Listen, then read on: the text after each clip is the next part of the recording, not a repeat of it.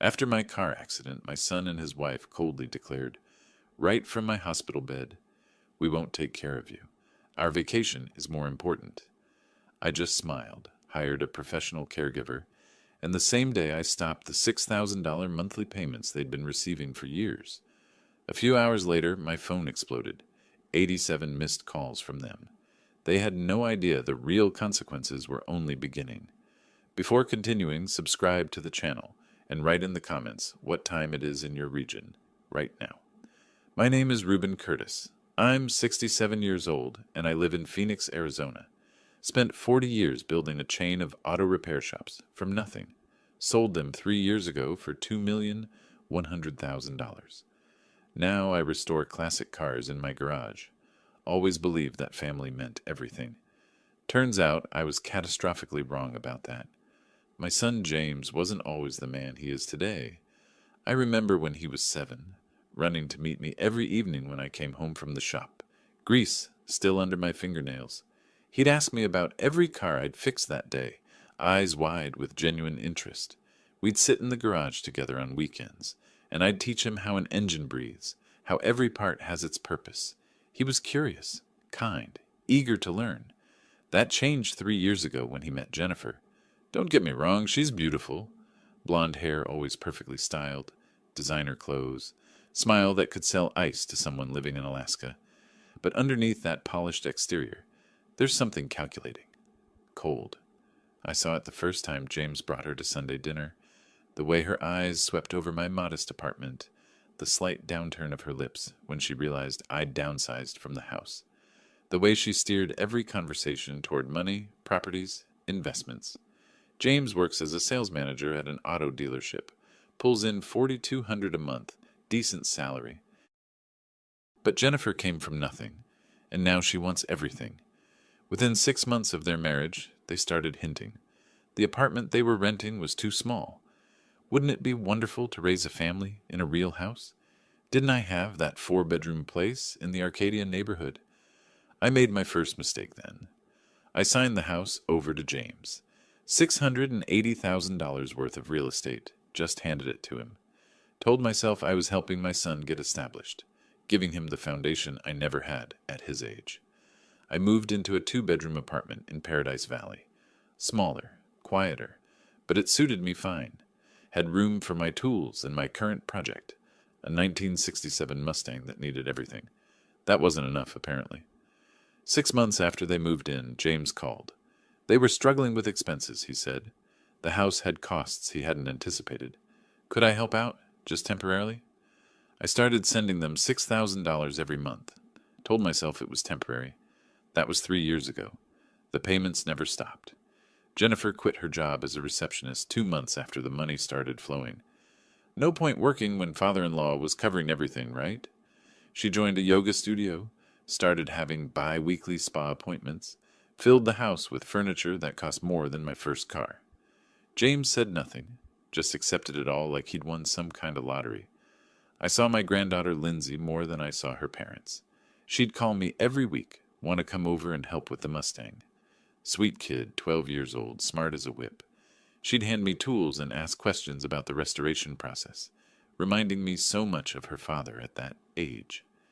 Through her, I heard about the expensive vacations, the new SUV I'd bought them last year for $45,000, the designer handbags Jennifer collected like trophies. But they were family. And family helps each other, right? The accident happened on a Tuesday morning. I was driving to the parts store, thinking about the carburetor rebuild waiting in my garage. The light was green. I saw the other truck too late, a blur of metal and screeching tires, a drunk driver running a red light at 40 miles per hour. My car spun 3 times before slamming into a light pole. I woke up in Banner Good Samaritan Medical Center, with pain radiating through my entire right side. 3 broken ribs, concussion, severely damaged left leg. The doctor said I was lucky to be alive. Didn't feel particularly lucky lying there, every breath sending knives through my chest. I called James from the hospital bed, fingers shaking as I dialed. Voice barely above a whisper because talking hurt. Told him what happened, where I was. Asked if he could come. "I'm at the gym, Dad. Can it wait an hour?" 4 hours later, he finally showed up. Jennifer was with him, yoga pants and a tank top, like they'd been interrupted during some casual afternoon activity. No flowers, no concern in their eyes. James stood at the foot of the bed, hands in his pockets, looking uncomfortable. Jennifer stayed near the door, checking her phone every 30 seconds. "How are you feeling?" James asked. The question automatic, empty. "Like I was hit by a truck," I said, because I was hit by a truck. Jennifer looked up from her phone, irritation crossing her face like I'd inconvenienced her. "Well, the important thing is you're okay. They're taking care of you here." "Doctor says I'll need help for a few weeks," I said, watching their faces. "Recovery, physical therapy, getting around. I was hoping—" "Reuben," Jennifer cut me off, her voice sharp and cold. "We can't take care of you. We're leaving for Hawaii in a week. Everything's already paid for. The resort, the excursions, all of it. We've been planning this for months." I stared at her. "I was in a car accident." "We understand that," she said, crossing her arms. "But our vacation can't be more important than your recovery. You'll be fine here. They have nurses, professionals. That's what they're for." I looked at James, waiting for him to say something. Anything. Tell his wife that his father, lying in a hospital bed, took priority out over cocktails on a beach. He met my eyes for half a second, then looked away. "Jennifer's right, Dad. We can't cancel now, but you're in good hands here." The room felt colder suddenly, despite the warm Arizona sun streaming through the window. I looked at these two people, my son and his wife, and saw them clearly for the first time. Not family. Not the people I'd sacrificed for, supported, believed in. Just two strangers who saw me as nothing more than a monthly deposit. Jennifer was already heading toward the door. "We should go. We still need to pack. Feel better, Reuben." James hesitated, guilt flickering across his face for a moment. Then he followed his wife out, leaving me alone in that sterile room with the steady beep of monitors and the hollow ache of betrayal settling somewhere deeper than my broken ribs. I lay there for a long time after they left, staring at the ceiling tiles. Every breath hurt. Every movement sent pain shooting through my side, and I thought about $6,000 a month for 3 years, about a house I'd given away, about a car I'd bought them, about all the years I'd spent working my fingers to the bone, building something, believing that family meant sacrifice and loyalty. They couldn't spare 1 week, not 1 week to help the man who'd given them everything. Something shifted in me then, lying in that hospital bed. Something cold and clear and absolutely certain. The hospital nights were the worst. Pain medication turned my thoughts fuzzy, but memories came through sharp and clear, like watching old movies I couldn't turn off. I remembered James at 16 coming to me in tears because he'd wrecked my truck. Not totaled it, just a dented fender from backing into a pole. He'd been terrified. I'd be furious. I'd hugged him, told him trucks were replaceable. Sons weren't. We'd fixed it together in the garage, spent a whole Saturday with tools and primer and paint, turning a mistake into a lesson about responsibility and forgiveness. When did that kid disappear? When did my son become someone who could look at his injured father and choose a vacation? I thought about the house. 3 years ago, Jennifer had cooked dinner for me, a whole elaborate spread, smiled warmly and said how grateful they were, how they'd take such good care of the place. James had gripped my hand, eyes sincere, promised he'd make me proud.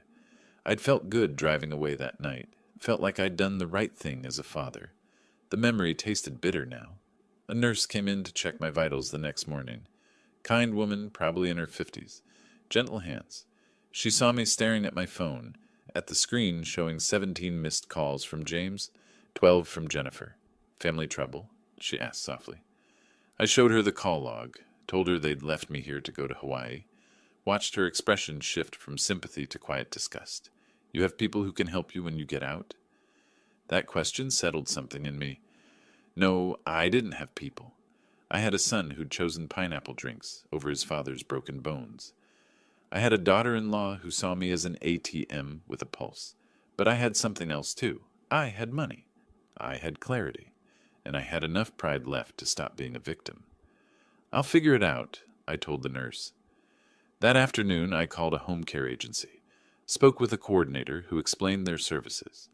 They could provide a professional caregiver, someone to help with daily tasks, medication management, physical therapy exercises. The price was $3,800 a month for full-time care. "I'll take it," I said. "When can someone start?" "We can have someone there the day you're discharged. Do you need help with the financial arrangements?" I almost laughed. Financial arrangements? I'd been sending my son $6,000 a month for 3 years. $216,000, just handed over like it meant nothing. I could afford $3,800 for someone who'd actually take care of me. "No," I said. "I can handle it." The caregiver's name was Martha Vasquez, 52, worked as a nurse for 20 years before transitioning to private care. Her resume showed experience with post-accident recovery, physical therapy assistance, medication management. She sounded professional on the phone, warm but not overly familiar. "Perfect. I'll be there when you need me, Mr. Curtis," she said. The next call was harder. I pulled up my banking app, fingers hovering over the screen. 3 years of automatic transfers. Every first of the month. $6,000 moving from my account to James's. The money I'd made from selling my business, the security I'd built through decades of work, just flowing away because I'd been stupid enough to believe that generosity equaled love. I canceled the automatic transfer. Then I went into the settings and blocked any future transactions to James's account. It took less than 3 minutes to undo 3 years of enabling. My phone rang immediately. I declined the call. It rang again. Declined. Text messages started flooding in. "Dad, there's a problem with the transfer." "The money didn't come through." "Dad, call me." "This isn't funny. We have bills." I turned off notifications and set my phone face down on the hospital tray. Let them panic. Let them feel what it's like when someone you count on suddenly isn't there anymore. I thought about Jennifer's face in this room, the cold calculation in her eyes.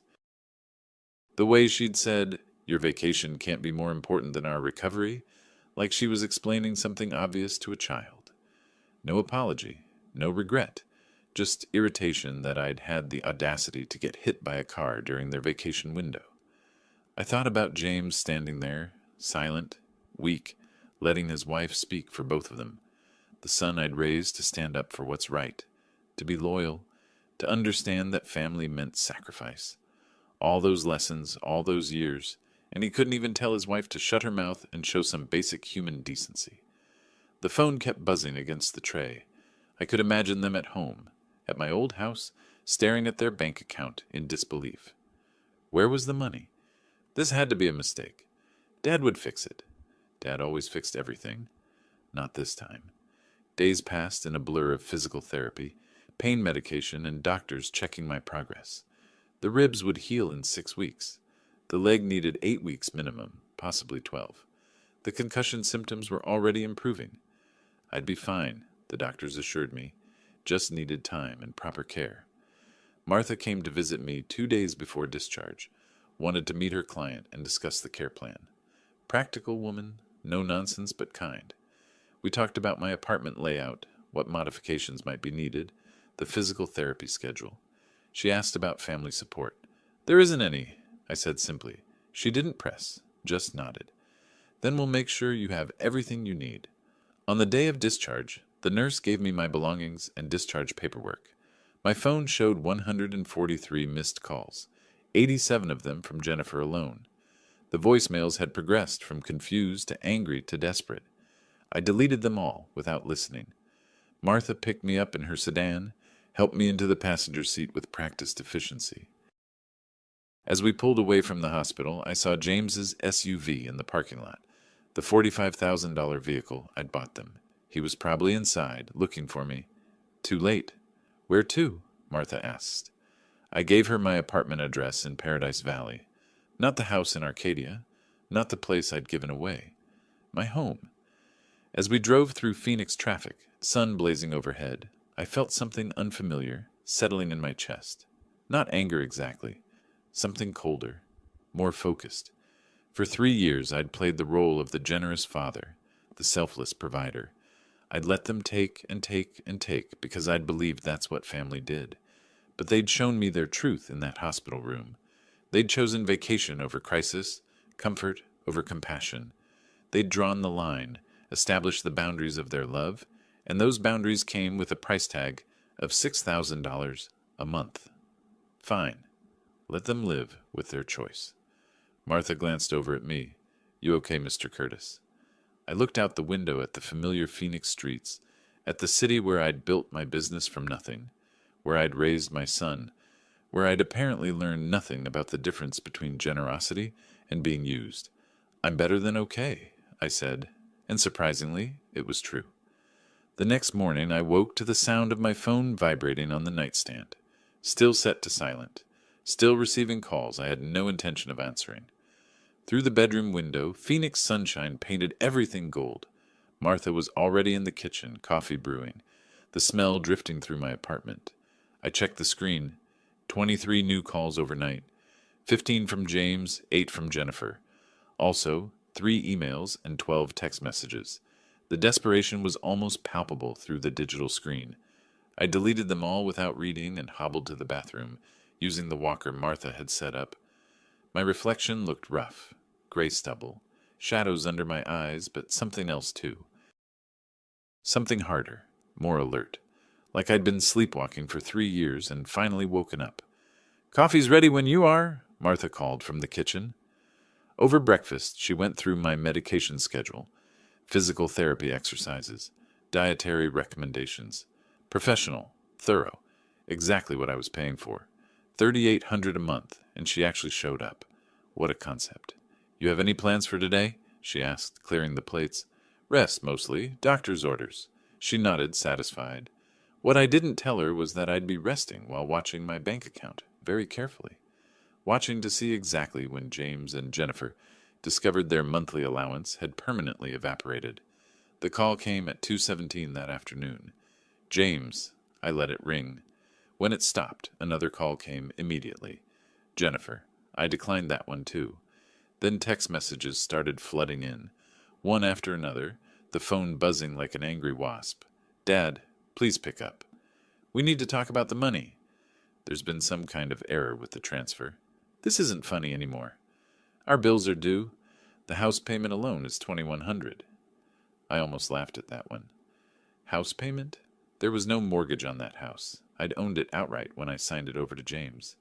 What they called a house payment was utilities, property taxes, insurance, maintenance, the cost of living in a $680,000 property they'd done nothing to earn. Martha noticed me staring at my phone. "Everything all right?" "Just family drama," I said. "Nothing I need to deal with right now." She accepted that without pressing. Good boundaries, that woman. Knew when to ask questions and when to mind her business. That evening I pulled up my banking app and looked at the numbers. My business sale had netted me $2,100,000 after taxes. Over 3 years I'd given James and Jennifer $216,000 in monthly payments, another $45,000 for their SUV, probably another $15,000 in various emergencies and unexpected expenses over the years. Call it $280,000 total. For what? So they could live like royalty while treating me like an ATM? So my son could stand silent while his wife dismissed my injuries as an inconvenience? The next morning, Jennifer showed up at my apartment. Martha answered the intercom. "I'm here to see Reuben," Jennifer's voice came through, sharp with barely controlled frustration. "Mr. Curtis is resting and not receiving visitors," Martha replied calmly. "I'm his daughter-in-law. This is family business. Mr. Curtis gave specific instructions about visitors. I'm sorry." I listened from the living room, smiling despite the pain in my ribs. 3 years of financing her lifestyle, and now she couldn't even get past my door. "This is ridiculous," Jennifer's voice rose. "Reuben, I know you can hear me. We need to talk." Martha's response was measured, professional. "If you don't leave, I'll need to call building security." Silence. Then footsteps retreating down the hallway. I imagined Jennifer's face, that perfect makeup cracking with rage, the entitled fury of someone who'd always gotten what she wanted and suddenly found the well had run dry. Over the next few days, I watched their situation unravel from a comfortable distance. James sent an email, 6 paragraphs of apologies and excuses. Sorry for the Hawaii comment. Sorry they couldn't help with my recovery. Jennifer hadn't meant it the way it sounded. They were under so much stress. Could we please talk about the money situation? They had bills, responsibilities, Lindsay to think about. I read it twice, then deleted it without responding. The next email was from Jennifer, pretending to be concerned about my health. How was I healing? Was I comfortable? Did I need anything? Oh, and by the way, there seemed to be an issue with the monthly transfer. Could I look into that? Delete.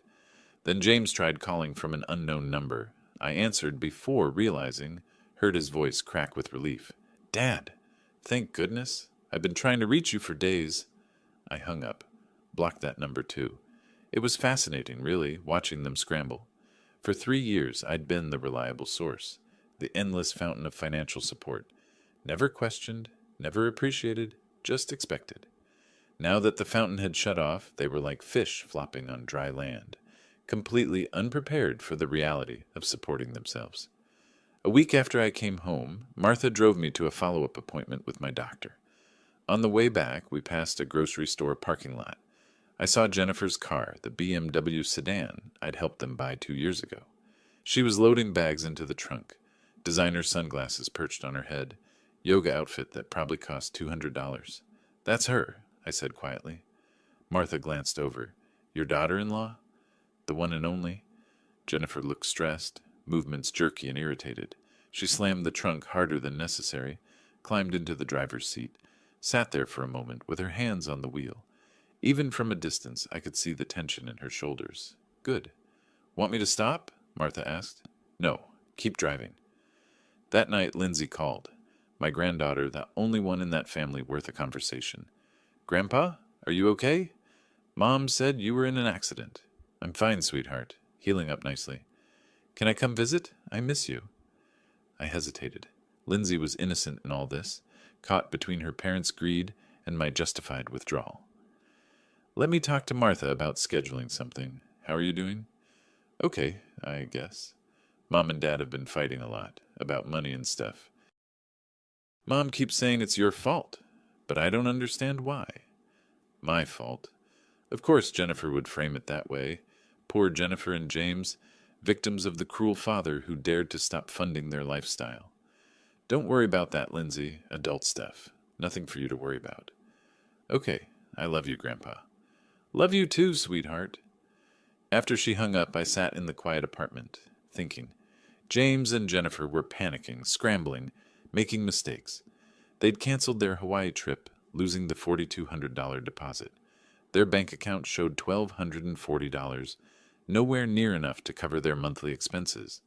The car payment alone was $680, insurance another $320, utilities, internet, phones, food, all the costs of the life they'd built on my dime. They were drowning, and I was watching from the shore with a life preserver I had absolutely no intention of throwing. Martha brought me evening medication and noticed my expression. You look almost happy. Just enjoying some peace and quiet, I said, but she was right. For the first time in years, I felt something close to satisfaction. Not happiness exactly, but the cold clarity of knowing I was done being used. Done being the silent financier of my own disrespect.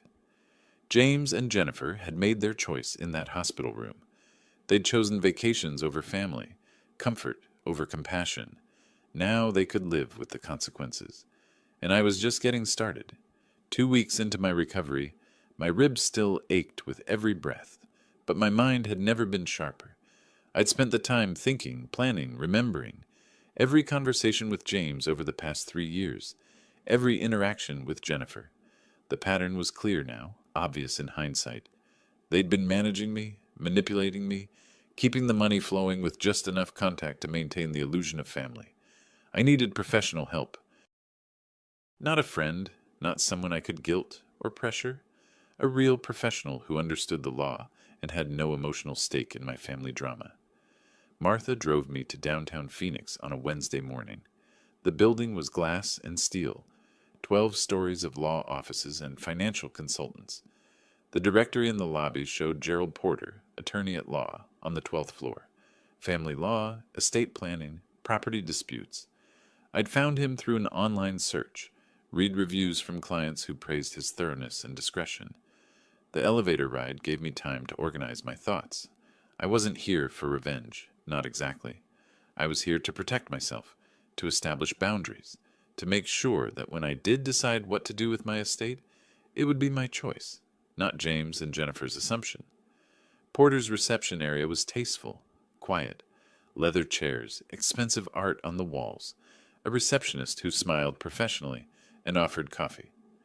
I waited 15 minutes, then a door opened, and a man in his early 60s appeared. Tall, gray hair, suit that probably cost what I used to make in a week. "Mr. Curtis? Gerald Porter, please come in." His office had a view of the Phoenix skyline. He gestured to a chair across from his desk, waited until I was settled before taking his own seat. "Thank you for seeing me," I said. "Of course. Your message mentioned you needed advice regarding family property and estate planning." I told him everything. The house I'd signed over to James 3 years ago, the monthly payments totaling $216,000, the accident, the hospital, the choice they'd made, my decision to stop the money. I laid it out methodically, keeping emotion out of it, just facts and numbers. Porter took notes, occasionally asking clarifying questions. When I finished, he sat back, tapping his pen against his legal pad. "The house is in your son's name?" "Yes." "Full transfer of title 3 years ago." "And the monthly payments, were they documented as loans?" "No." "Gifts? I never asked for repayment." He nodded slowly. "That complicates things. Legally, the house is his. The money you gave him, those were gifts. You can't force him to return either." I'd expected that, still stung to hear it confirmed. "So I have no recourse?"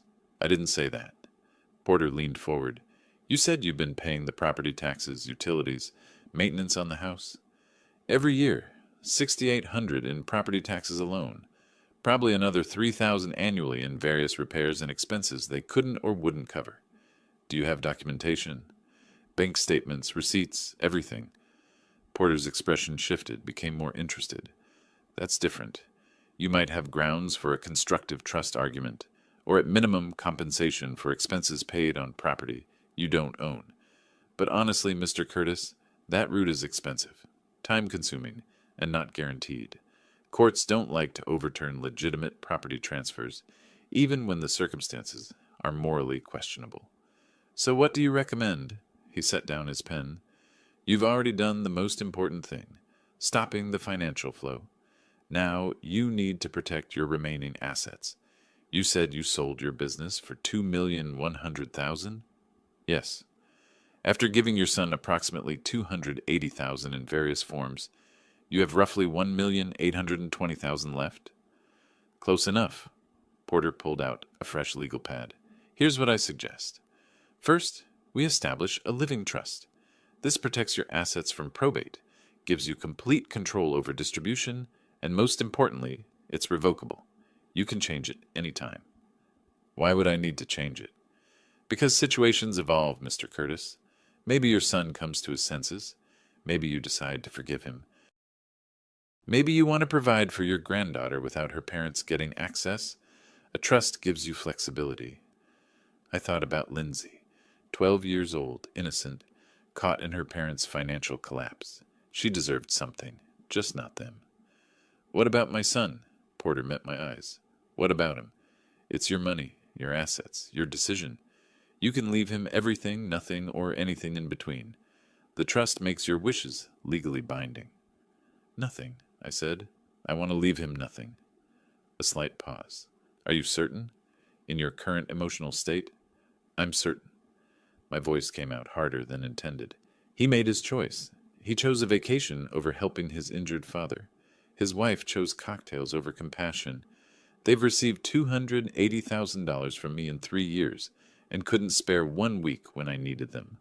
I'm done." Porter nodded, professional mask back in place. "Then we'll structure the trust accordingly. I'd recommend leaving the bulk to charity, with a provision for your granddaughter in a restricted trust she can access at, say, 25. That way, even if her parents try to influence her, they can't touch the money." "Perfect." We spent the next hour going through details. The charity I wanted to support, a foundation for accident victims. The amount for Lindsay, 15% of my estate, in a trust she'd receive when she turned 25. The rest, 85%, to the charity. James and Jennifer would get exactly what they'd earned. Nothing. This will take about a week to draft, Porter said. Then we'll need you to come back to sign, have it notarized, make it official. The fee for this service is $8,500. I didn't hesitate. That's fine. He walked me to the door, shook my hand. Mr. Curtis, I've been doing this a long time. I've seen families torn apart over money, over property, over inheritance.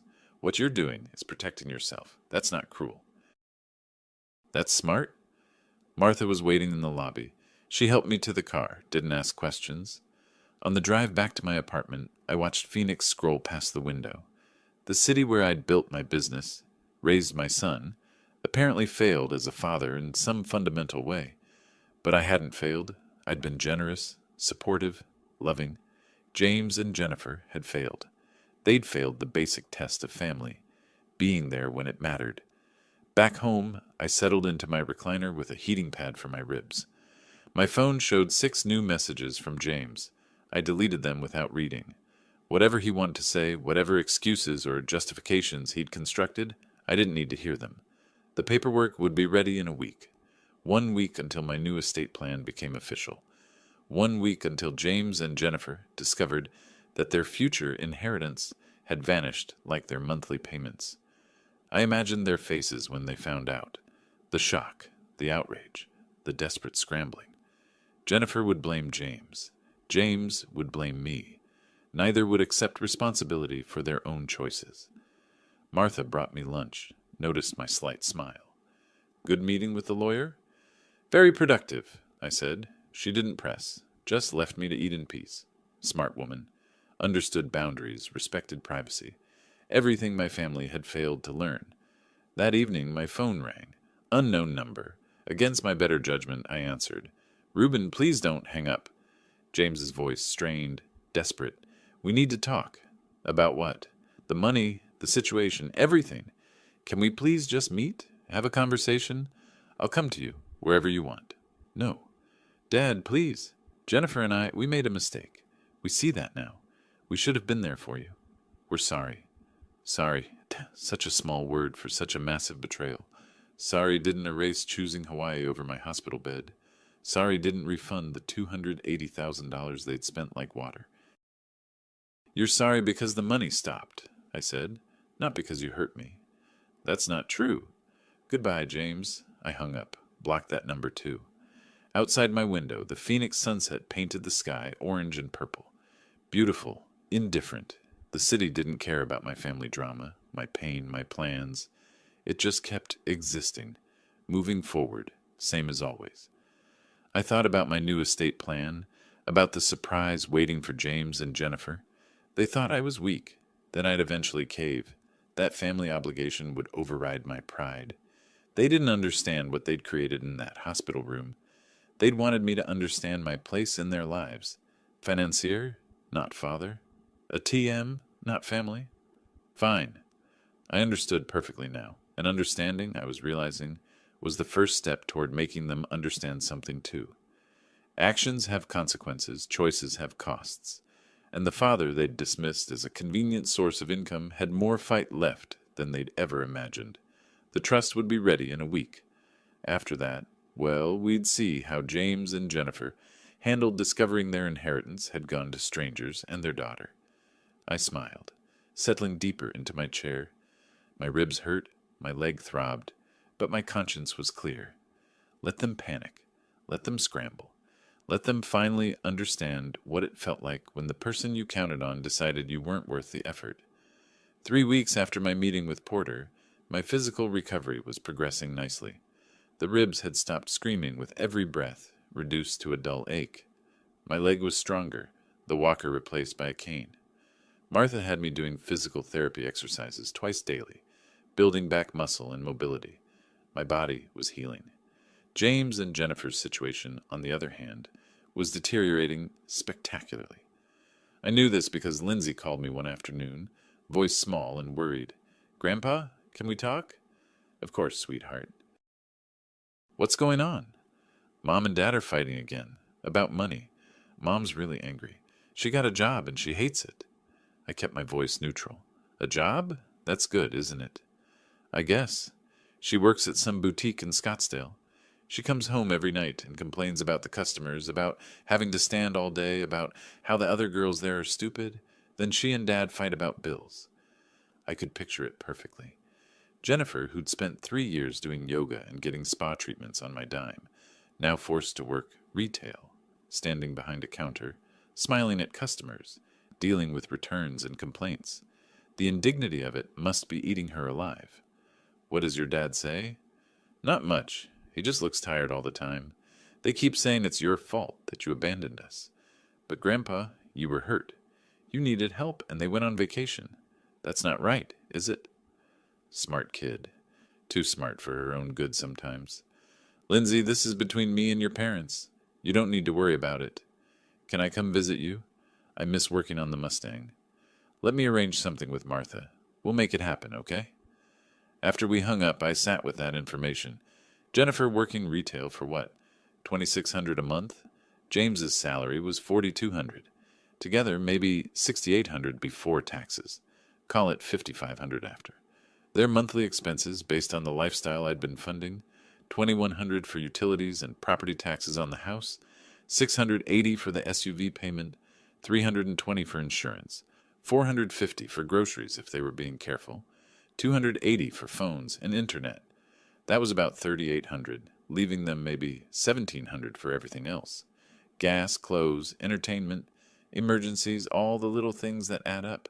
They were drowning, slowly, painfully, publicly drowning, and I was watching from shore, sipping coffee. The following weekend, Martha drove me to Encanto Park. Lindsay was waiting with James, who looked like he'd aged 5 years in 2 months. His suit was wrinkled, face drawn, dark circles under his eyes. He tried to smile when he saw me. Dad, thanks for meeting us. I nodded, let Martha help me to a bench near the playground. Lindsay ran over, hugged me carefully, mindful of my still healing ribs. James stood awkwardly nearby, hands in pockets. I'll give you two some time, James said, retreating toward the parking lot. Lindsay and I talked about school, about her friends, about everything except the elephant sitting on our bench. After 30 minutes, she ran off to play on the swings, and James reappeared. Can we talk? He asked. We're talking now. He sat down, keeping distance between us. I know you're angry. You have every right to be. What we did at the hospital, what Jennifer said, it was wrong. I should have stood up for you. Yes, I said, you should have. I'm asking you to consider, just consider, maybe we could work something out. Not the full amount, I know that's probably not realistic anymore, but maybe... No. Dad, please. We're barely making it. Jennifer's working retail and she's miserable. We borrowed $3,000 from my friend Mike just to cover April's bills. We're behind on everything. The property taxes are due in 3 months. $6,800, and we don't have it. I looked at him, really looked at him. My son, who I'd raised to be strong, independent, honest, now reduced to begging for money in a public park. Part of me wanted to feel sorry for him. The rest of me remembered lying in a hospital bed, every breath agony, listening to his wife prioritize margaritas over my recovery. Lindsay always welcomes a visit with her grandfather, I said. Do you have a problem with that? His face went from hopeful to confused to frustrated in 3 seconds. What? No, of course not. But that's not what I'm talking about. I'm talking about... I know what you're talking about, James. The answer is no. You made your choice. Live with it. I stood up, waved to Martha that I was ready to leave. James grabbed my arm, gently but desperately. Dad, please. We're family. I looked down at his hand on my arm, then met his eyes. Family shows up when it matters. Family doesn't choose vacation over crisis. You want to talk about family? Call me when you understand what that word actually means. I pulled free and walked toward Martha's car, leaning on my cane. Behind me I heard James say something, voice thick with frustration, or maybe tears. But I didn't turn around. Lindsay waved goodbye, blissfully unaware of the tension. In the car, Martha glanced at me. That looked intense. Just family business, I said. She didn't press. We drove back to my apartment in comfortable silence. When we got there, a package was waiting outside my door, from Porter's office. I knew what it was before I opened it. The living trust documents. Final version ready for signing and notarization. I read through them carefully that evening. Everything was exactly as I'd specified. 85% of my estate to the Arizona Traffic Victims Foundation, 15% to Lindsay Marie Curtis, held in trust until her 25th birthday. James Matthew Curtis, nothing. The next morning, Porter's assistant came to my apartment with a mobile notary. We signed everything, got it witnessed and notarized, made it official. The assistant took copies for filing and registration. Mr. Porter wanted me to tell you that once this is registered, he can send copies to any parties you specify, she said. Send a copy to my son, I said, giving her James's address. Certified mail, signature required. She made a note. He'll receive it within 5 business days. After they left, I sat in my living room, holding my copy of the trust documents. Nearly $2 million in assets, carefully allocated to people and organizations that deserved them. A foundation helping accident victims. A granddaughter who'd inherit enough to start her adult life with security and opportunity. And James got nothing. Not because I was cruel, but because he'd earned nothing. 3 years of handouts, $280,000 in support, and when I'd needed him for 1 week, he'd chosen umbrella drinks. Actions have consequences. He was about to learn that lesson the hard way. The call came 11 days later, mid-morning. I was in my garage workspace, tinkering with the Mustang's carburetor. My phone rang, Jennifer's number. I let it go to voicemail. She called again immediately. Again voicemail. Third call, I answered. What? We need to meet. Her voice was tight, controlled, but I could hear the panic underneath. Family dinner? You, James, Lindsay, me? Please? Why? Because we need to talk, like adults, like family. There's been a misunderstanding and we need to clear the air. Misunderstanding. They'd received the trust documents. I'd been waiting for this. Where and when? Durant's. Tomorrow night, 7 o'clock. Please, Reuben, for Lindsay's sake. Durant's was an upscale steakhouse in downtown Phoenix. Expensive, the kind of place Jennifer loved and could no longer afford on her boutique salary. Interesting choice. She was going for neutral territory, somewhere public where I couldn't make a scene. Fine, I'll be there. I hung up before she could say anything else. Smiled to myself.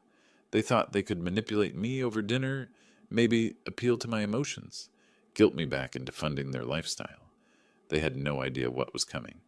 The next evening, Martha drove me to the restaurant. I dressed carefully, nice slacks, button-down shirt, sports jacket, looked respectable, dignified, everything a successful retired businessman should be.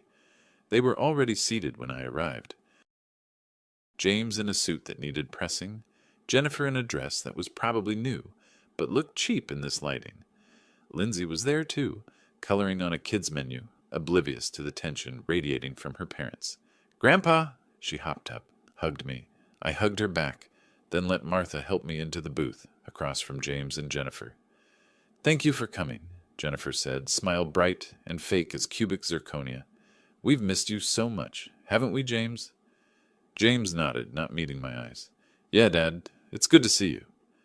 The waiter came, took drink orders. I asked for iced tea. James and Jennifer both ordered water.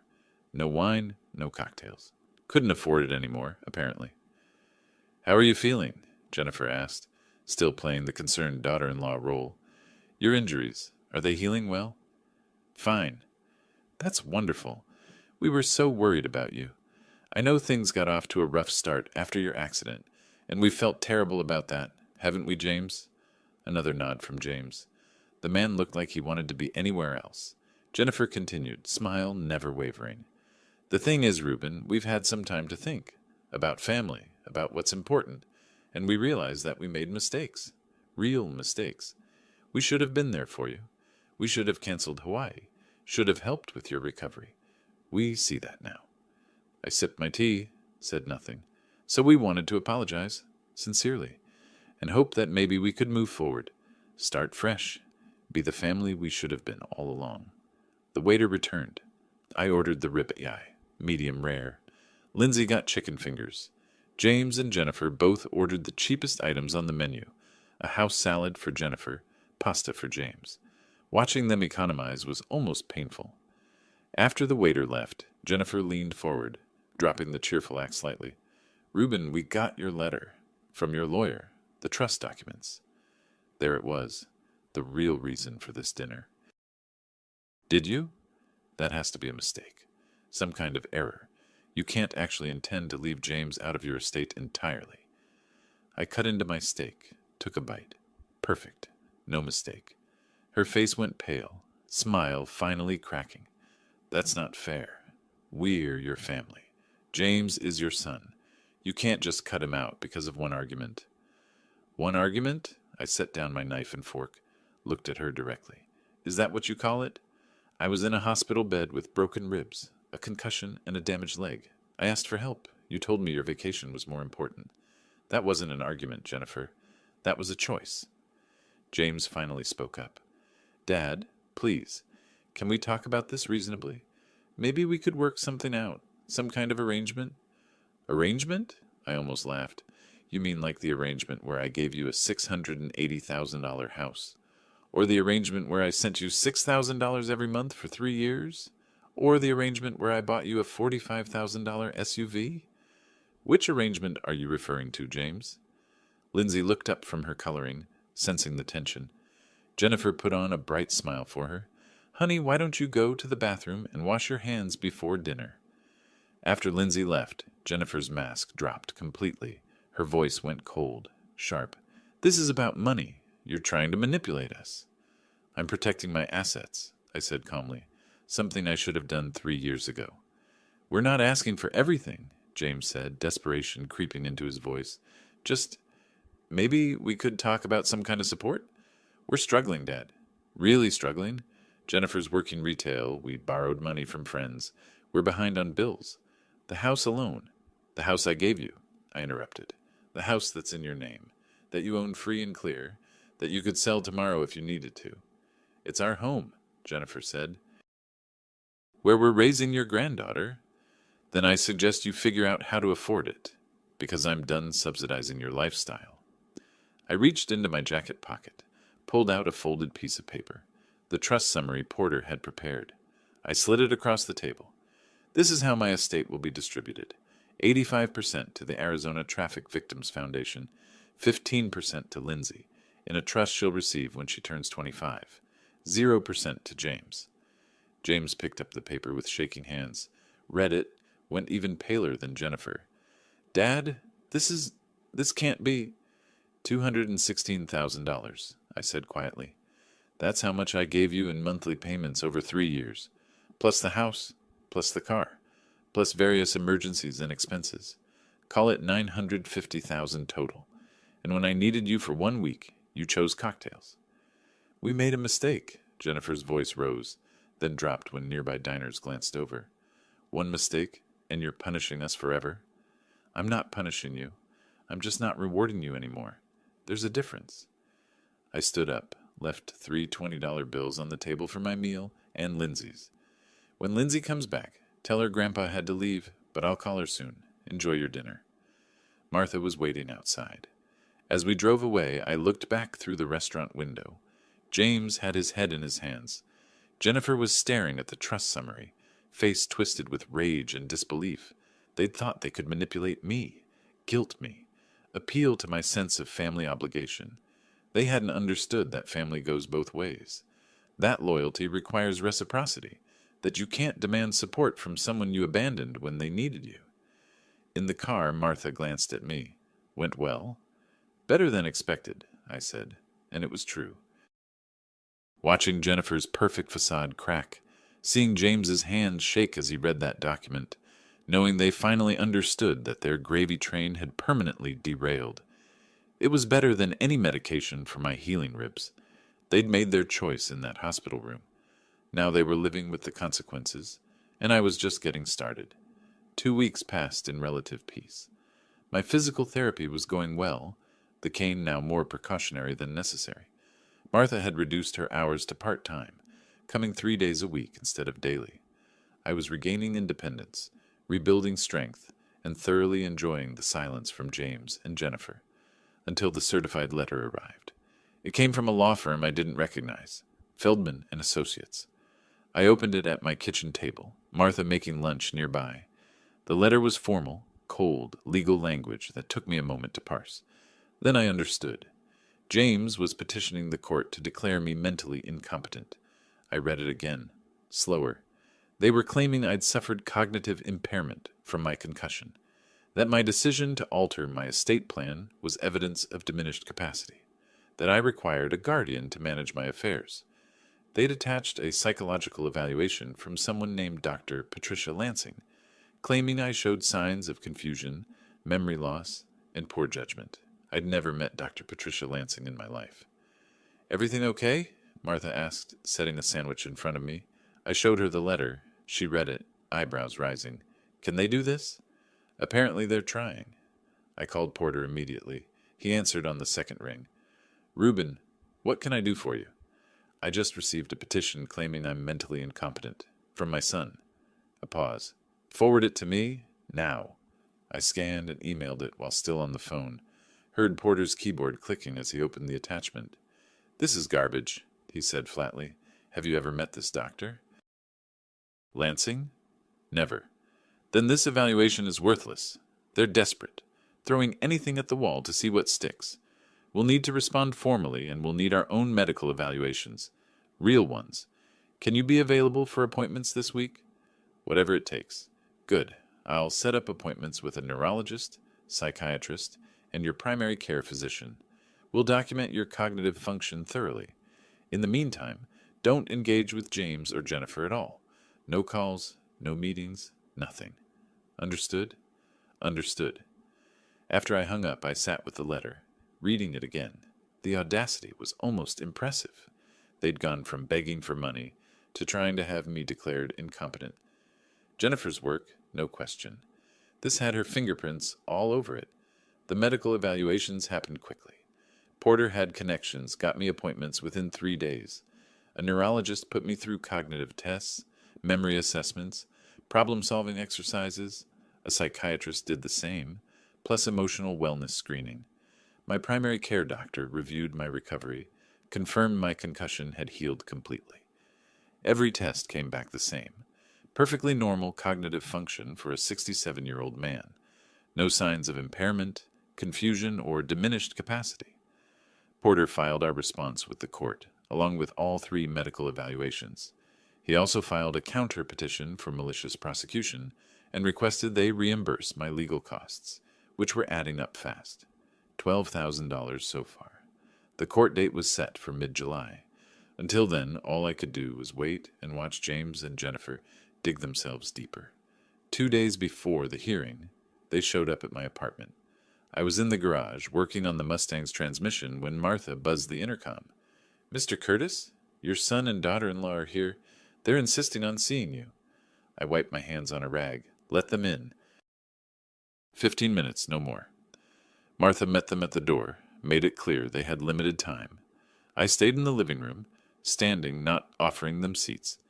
James looked worse than at the restaurant. Thinner, dark circles under his eyes, suit rumpled.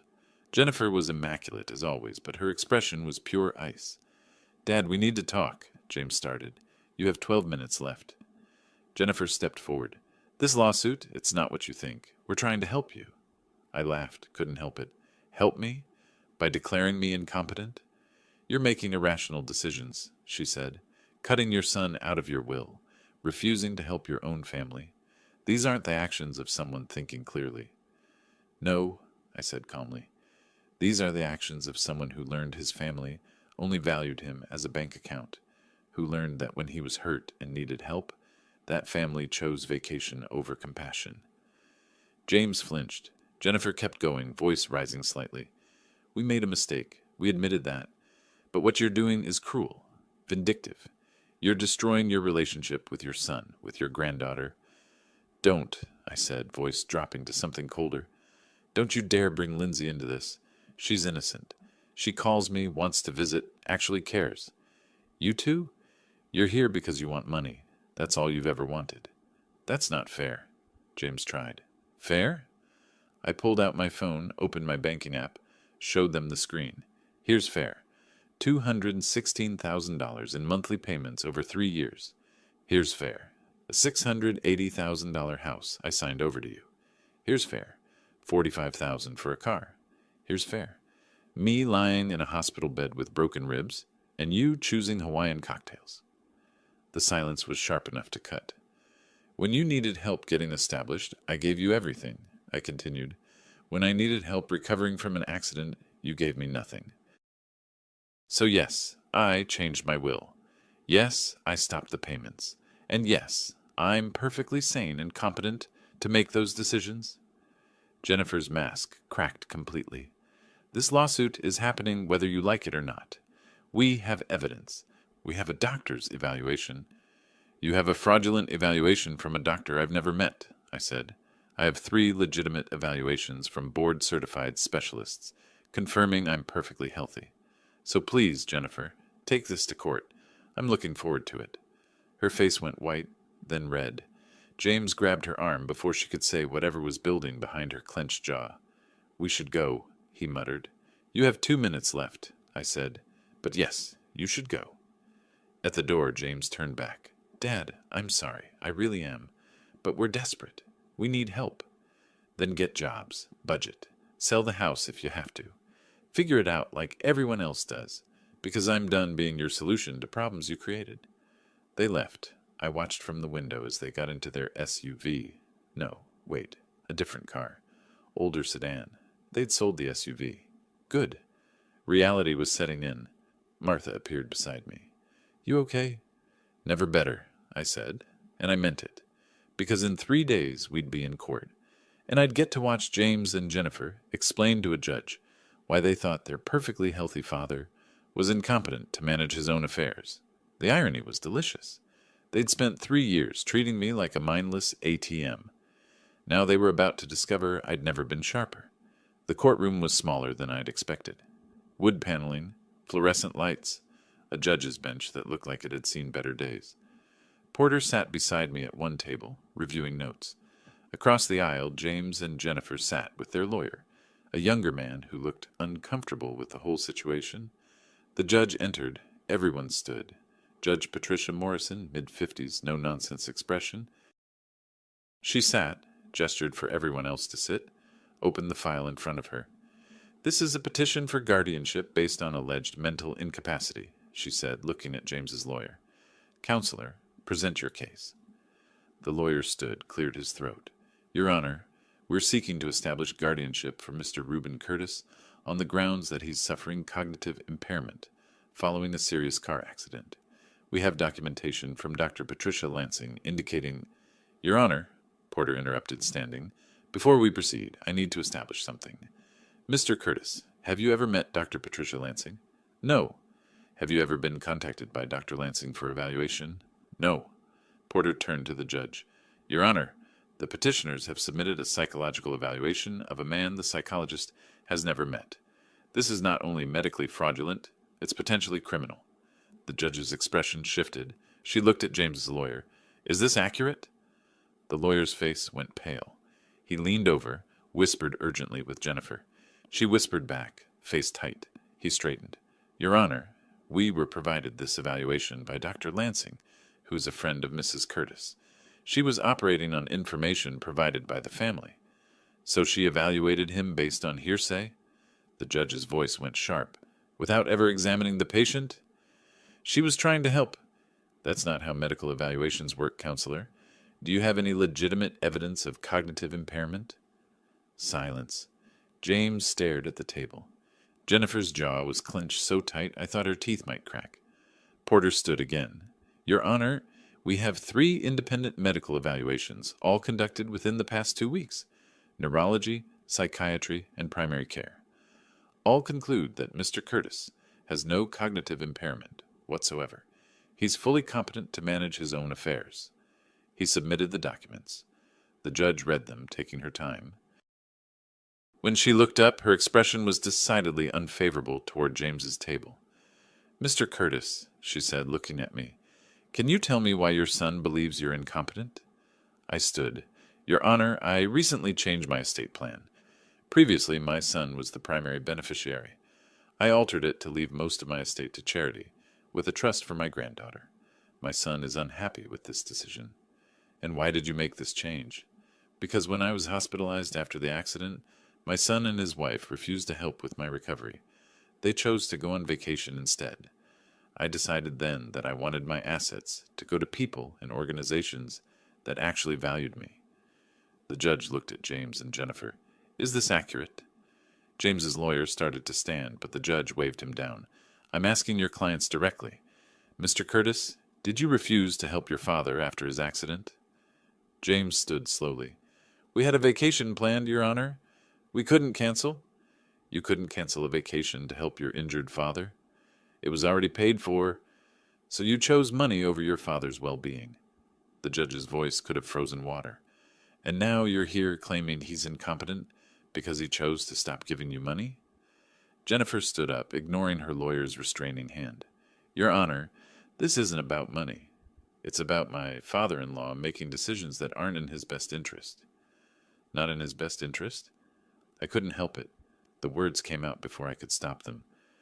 Your Honor, over 3 years I gave them $216,000 in monthly payments, a $680,000 house, and a $45,000 vehicle. When I needed help recovering from broken ribs, a concussion, and a damaged leg, they told me their vacation was more important. How is protecting myself from that not in my best interest? The judge held up her hand. Everyone sit down. We sat. She reviewed the documents again, then looked at James's lawyer. This petition is denied. Mr. Curtis is clearly competent. Furthermore, I'm ordering the petitioners to reimburse Mr. Curtis's legal costs in defending against this frivolous lawsuit. $12,000, payable within 60 days. The lawyer tried one more time. Your Honor, if we could just... We're done, Counselor.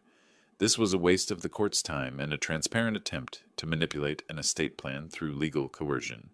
Your clients are lucky I'm not referring this to the state bar for filing a fraudulent medical document. The gavel came down. Case dismissed. Porter shook my hand. Well done. Across the aisle, Jennifer was on her feet, face contorted with rage. She grabbed James's arm, said something I couldn't hear but could definitely read on her lips. They stormed out, their lawyer trailing behind, looking relieved to be done with them. In the parking lot, Porter walked me to Martha's car. They'll have to pay the $12,000 within 60 days. If they don't, we can pursue collection, which means liens, garnishment, all the legal tools available. They don't have $12,000, I said. I know. That's what makes this particularly satisfying. I got in the car. Martha started the engine. My phone began buzzing before we'd even left the parking lot. Jennifer. I declined the call. It rang again immediately. Declined. Again. Declined. By the time we got back to my apartment, I had 87 missed calls, all from Jennifer. I listened to the voicemails, watching the progression from barely controlled anger to complete fury. We need to talk about this. Call me. This isn't over, Reuben. We're not done. You think you've won? You think you can just destroy your family and walk away? You're going to regret this. You're going to regret all of this. You vindictive old... I deleted them all and saved copies to a secure folder. Documentation. You never knew when you might need it. That evening, sitting in my living room with a heating pad on my still occasionally aching ribs, I reflected on the day.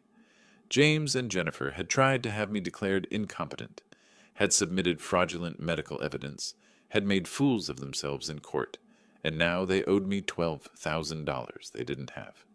The house of cards they'd built on my money was collapsing, and I was watching every moment of it with the satisfaction of a man who'd finally stopped being a doormat. My phone buzzed. Lindsay. Grandpa, Mom and Dad are fighting again. Really bad this time. Are you safe, sweetheart? Yeah, I'm in my room. But Grandpa, Mom is saying really mean things. About you. That's between your mom and me. Don't worry about it. She said you're going to be sorry. What does that mean? I looked out my window at the Phoenix sunset, thinking about Jennifer's rage, James's desperation, and the $12,000 they now owed me. It means your mom is very angry right now, but she'll calm down. Everything will be okay. I hoped that was true.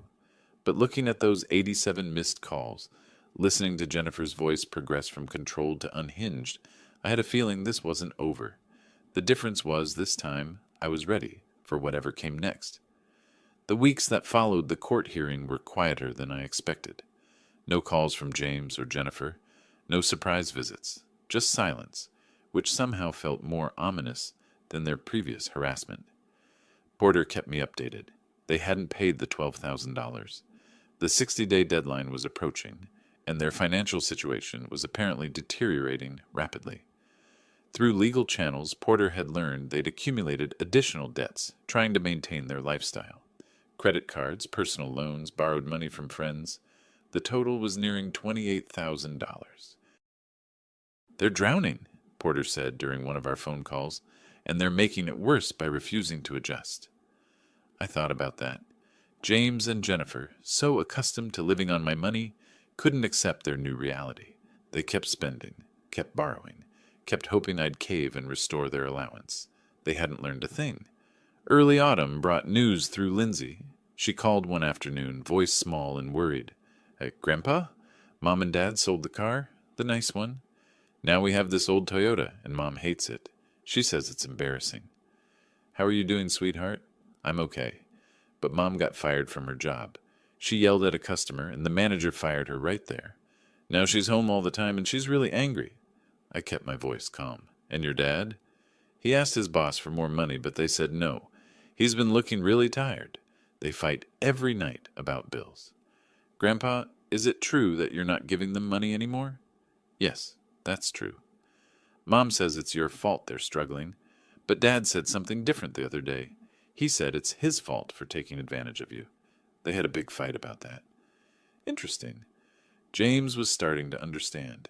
Maybe there was hope for him after all. "Lindsay, none of this is your fault, okay? Your parents are working through some adult problems. You just focus on school and being 12 years old." "Okay, Grandpa. Can I come visit soon? I miss the Mustang." "Soon, I promise." 2 weeks later, Porter called with news. They've defaulted on the property taxes. $6,800 due last month, unpaid. The county has started the delinquency process. How long until they lose the house?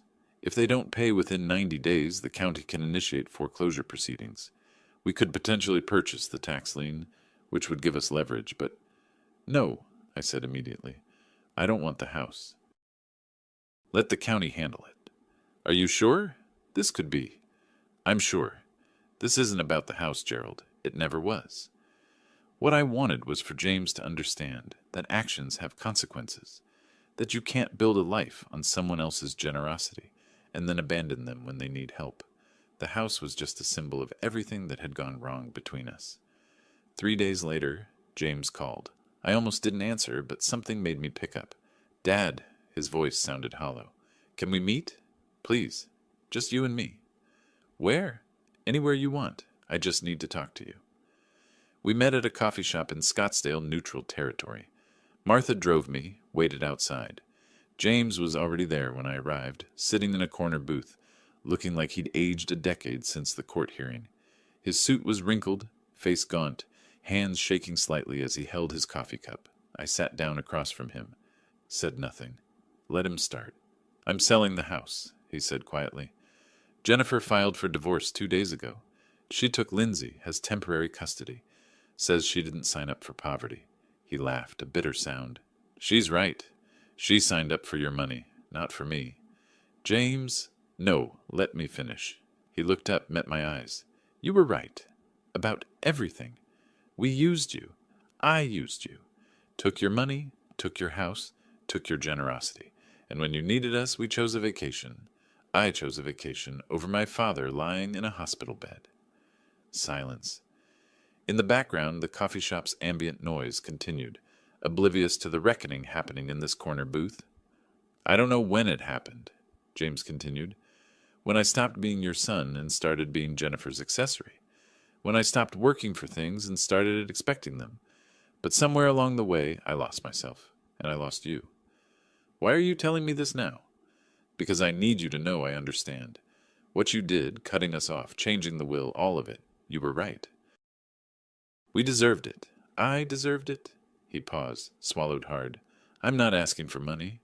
I'm not asking for forgiveness. I just needed to tell you that I finally get it."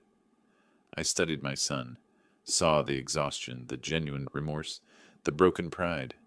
This was the lesson he'd needed to learn. That respect can't be bought. that love requires reciprocity. That being family means showing up when it matters. What are you going to do?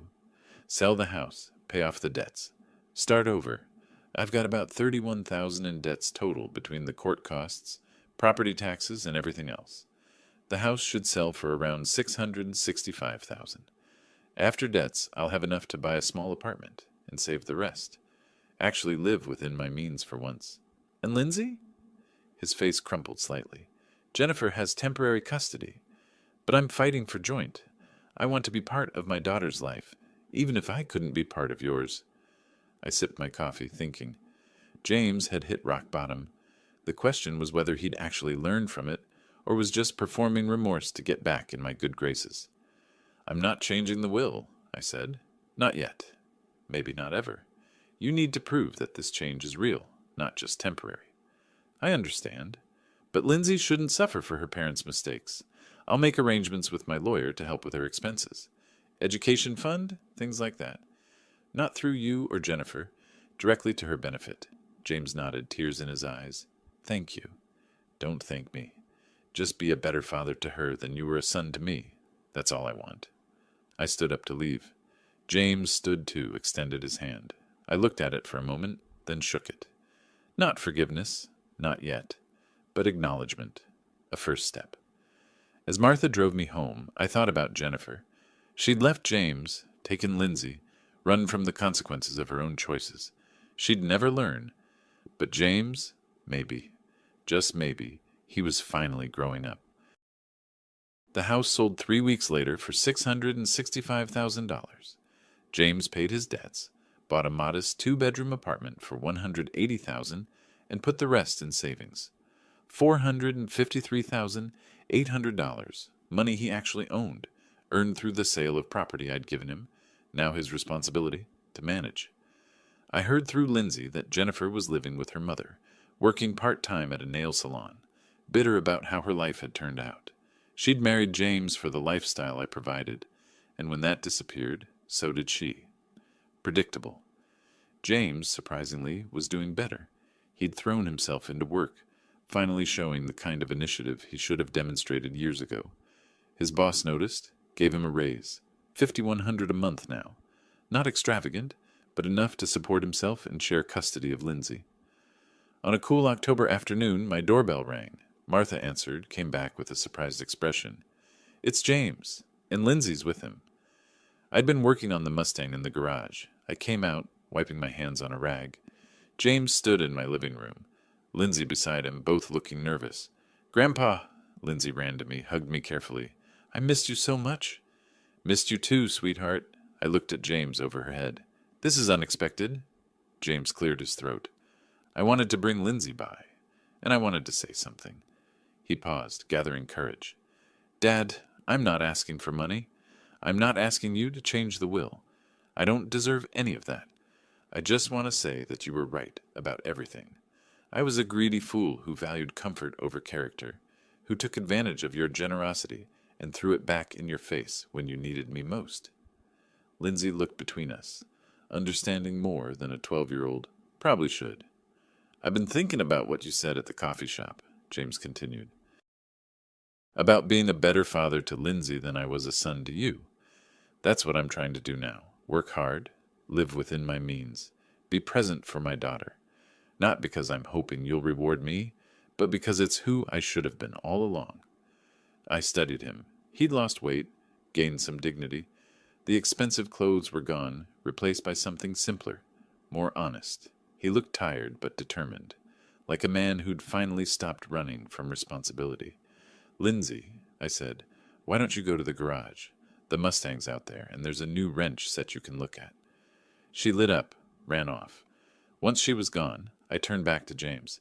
You hurt me, I said quietly, not just by choosing vacation over helping me, but by treating me like a resource instead of a father, by letting Jennifer dictate our relationship, by being too weak to stand up for what was right. I know, but you're here now.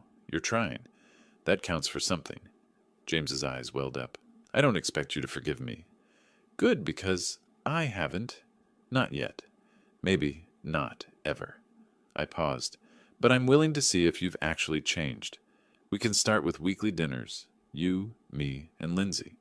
No money talk, no favors asked. Just family time. Can you handle that? Yes, yes, I can. And James, if you ever make Lindsay feel like she's less important than money or status or anything else, you'll answer to me. Understood? Understood.